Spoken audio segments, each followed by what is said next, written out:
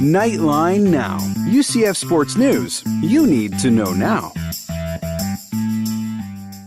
I'm Jeff Allen, Knightline Now. The official announcement of the American Athletic Conference's new media deal with ESPN was made on Wednesday. I had the chance to speak to AAC Commissioner Mike Aresco about what it all entails.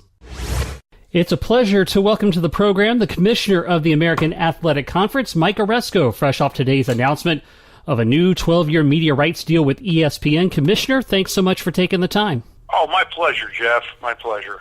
So, Nice to be with you. Thank you very much. And so what were the key components that led to making the length of the deal 12 years? Well, again, a lot of the media deals these days, as you know, are lengthier deals. That's been typical of peer conferences of ours in the college space. I think it gives both sides a degree of security, long-term security. I think it was something ESPN wanted that we wanted.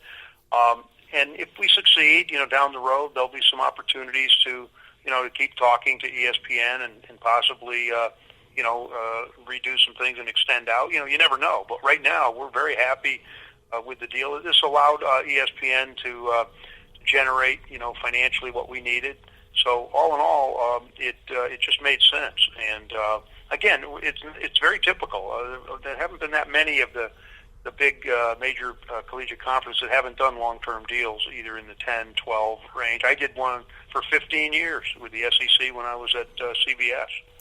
So how does a deal hold its value over a long period of time, since media is such a rapidly changing landscape? Would there be concern that other conferences, when they renegotiate in a few years, they might extend their revenue gap, or are those provisions in there to help rework things if during the duration if needed? Well, yeah, I can't speak to what's in the contract, but, we'll be looking at the marketplace. And again, we've got a partner that we can talk to, on an ongoing basis, and we'll see what happens. But again, we think that this deal gives us, definitely fair value, and we had to generate that value, and doing a long-term deal was one way, to do that.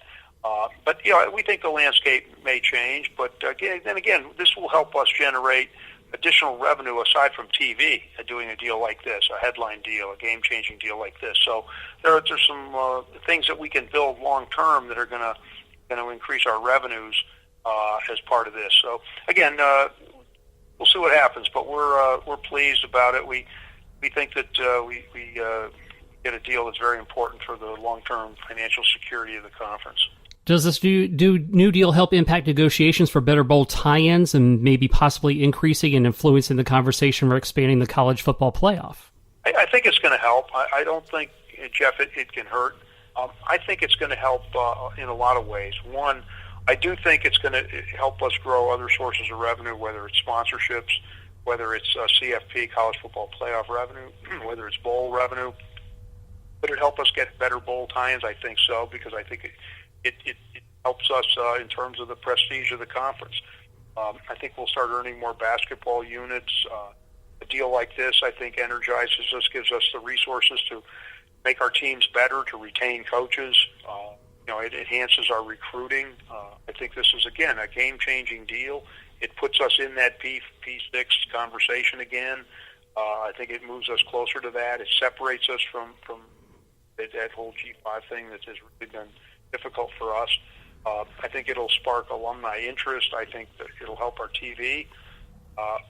If people feel that a network like ESPN thinks you're important, then I think they're going to feel you're important, and we are. And I think attendance could be helped. I think donations are likely to go up.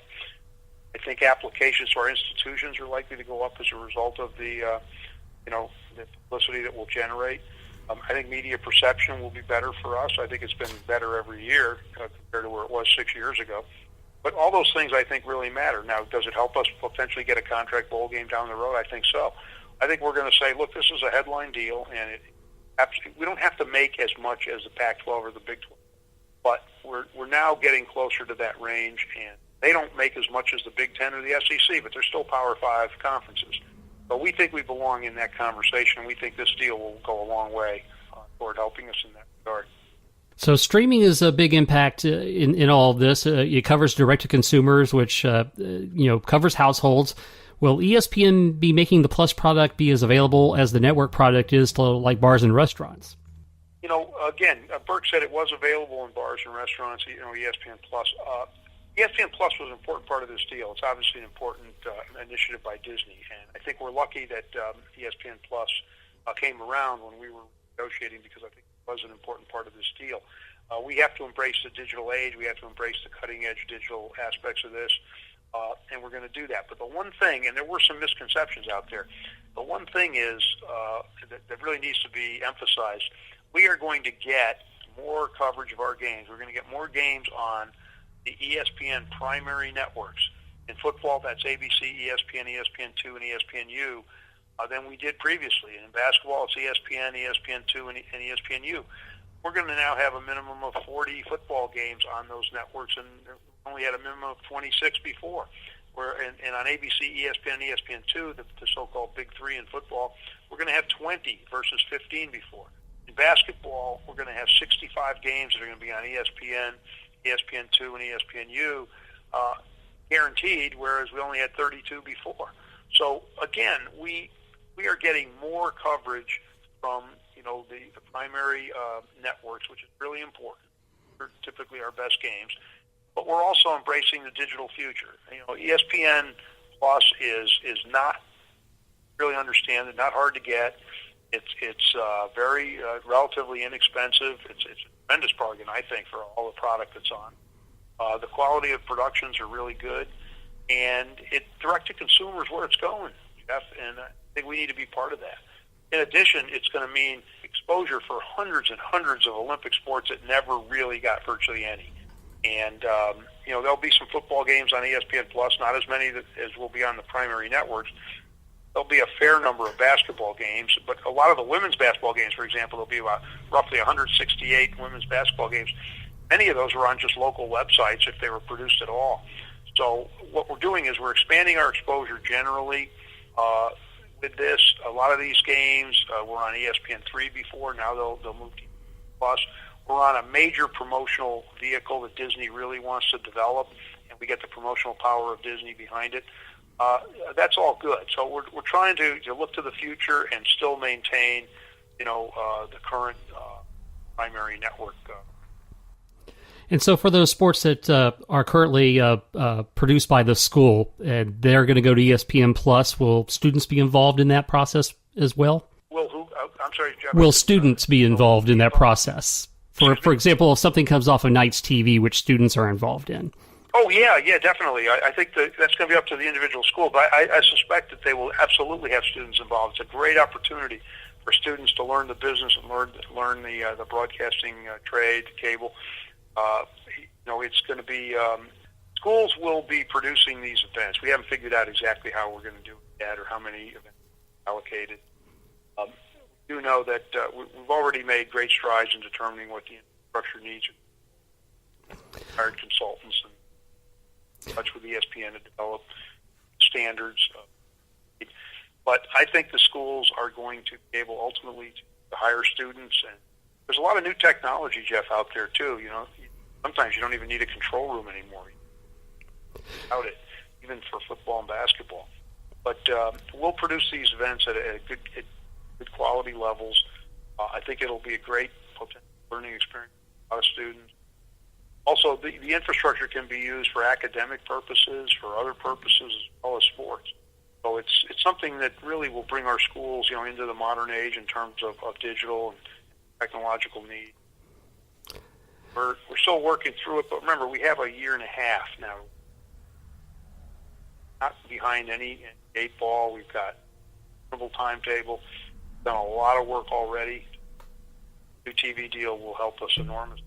So what are the parameters for what games will get on TV and what games will be streamed? Are there going to be limits to how many times the school can be featured on the networks per sport per season? We've got some minimums so that, one school can't be on all the time. Schools are left out completely. But we have some. On the other hand, we'll work with ESPN. ESPN's going to want the main to have on the primary network.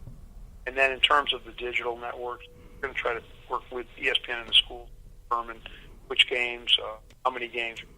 For instance, some school may be having an outstanding baseball season and want other baseball games on, so they may decide to produce more games. Not sure yet how we're going to do that, but we've thought a lot about it. We've got some plans. I just can't go in. Have some decisions to make as to how we want to finance it, conference office or the schools.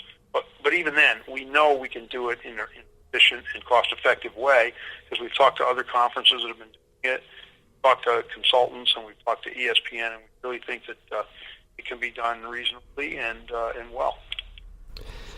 Were there any other networks seriously in the hunt, especially those in the digital landscape? We did our due diligence. We got a sense of the marketplace, but from the very beginning, Jeff, we wanted to deal with ESPN. And what we did is we wanted to make sure that, we had a deal that we felt was marketplace, that we felt was fair, that we felt gave us what we needed. So we did a lot of due diligence. We had consultants who helped us value our product. But we never, seriously wanted to deal with anyone else. We could have if that ever became necessary, but it did. ESPN was a terrific partner in this. We had been with them for 6 years. They recognized our value. I give all the credit in the world of Burke Mag spearheading this effort, and Jimmy Pitaro, the new president, was very supportive of what we were doing. We wanted to be with ESPN. As I said during my the teleconference today, I don't lose any sleep when I think ESPN doing our game. Membership is happy no matter where they end up on their platforms. They understand that they have the full power of sports, and so we were always determined to try to do a deal with ESPN as long as it was fair, and we kind of had an idea. And finally, I guess I would be remiss since we have you on the line. So you got to be beaming with pride with how things have turned out in the NCAA basketball tournament. You got Houston in the Sweet 16, and UCF had a tremendous performance against Duke, almost pulling off the upset and getting lots of eyeballs on that product. Yeah, this has been a good tournament for us, Jeff. I must say that we've had a lot of disappointment over the years in the NCAA tournament. We haven't made a Sweet 16 2014 when we actually won the championship. So it was great to see Houston finally break through, and we knew how good a team, their Final Four are good. I don't know if they'll get. They're really good. Disappointment with UCF, but great pride in what they did. Bittersweet though. God, it was heartbreaking to see them lose. Really, it looked like they were going to stretch. On the other hand, they did themselves a great deal of good. Played great, tough. They didn't back down. I think they showed what our conference is of, and they also showed that our basketball is pretty high quality. Jeff, getting 4 teams in the tournament was good. I think that from now on is going to be a floor. I think we're going to end up with 5, 6, 7, 8 teams hard for tournament spots. You think of what UConn's going to do very quickly with their coaching. Memphis' recruiting class, and Hardaway proved he can coach.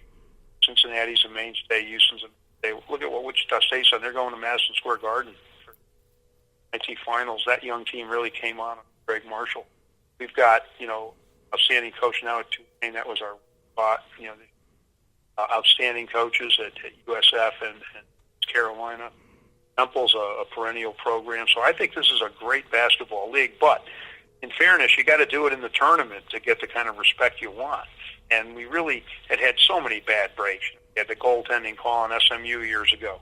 SMU's best team was ineligible. SMU fella stepped on the line with a few seconds left and cost us a game. We had that Cincinnati heartbreak with St. Joe's when they, leading with 7 seconds left, gave up a 3 and then had a basket that didn't quite get in time. Temple had an Iowa game that went down the wire. We thought there was a push in the back. Didn't happen. Duke game was just a heartbreaker. Cincinnati last year had the big lead. Houston had that fortunate situation with Michigan. So we've had a lot of heartbreak and a lot of tough times in the tournament. But that's going to turn around as our teams get stronger, as the league gets better. It's already starting to. Breaking through to the Sweet 16 was great, and that UCF game didn't hurt our league at all. It helped us enormously. But I feel so bad for those kids because they really did deserve to win. Hard to watch the replay.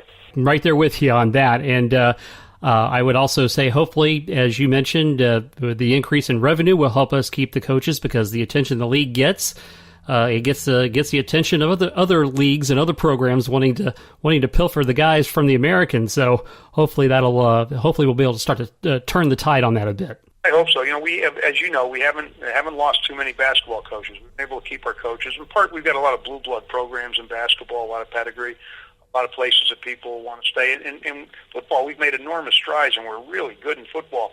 But the dynamic with the P5 and football is a little different. The coaches make so much more in those conferences. It's been tough to keep the football coaches. Also, the tournaments, an equal opportunity deal. And that's not really true in football, as you know. It's harder for us to make the playoff. It's harder for us to do things. That, I think, affects, how coaches view it. But we've been able to hire great young coaches in football. I think we're probably going to have a better retention level there down the road. But basketball, we haven't had that problem. We really haven't. And, maybe, this will help us. I know that there have been a couple of reports of other programs looking for our coaches this coming off season, but I think they're going to stay. I think they like it, and they like the league, and they like where they are. We'll see. Well, Commissioner Mike Aresco, we certainly appreciate your time talking about the Americans' new deal with ESPN, and we wish you continued success as the days move forward. Thank you, sir. Thanks for having me, Jeff. Really appreciate it. Take care. Have a good evening. The new deal with ESPN starts with the 2020-2021 season. Jeff Allen, Knightline Now.